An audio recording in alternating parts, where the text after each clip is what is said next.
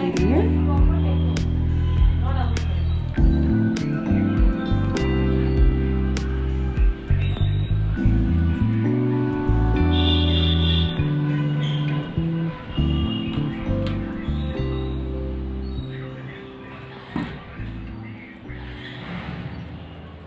अब इसको आपस में हम ऐसे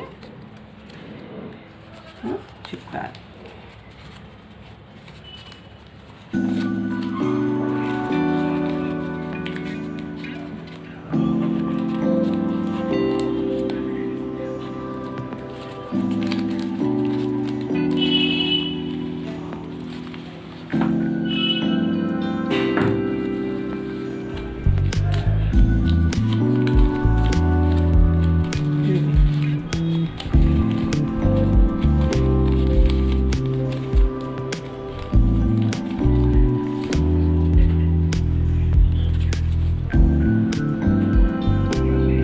खिड़की पे भी, दरवाजे पे, कहीं पे भी दीवार पे टांग सकते हैं। और नहीं तो और एक पूरी सी ऐसी लड़ी बना के 4-5 लंबी सी ऐसे रस्सी में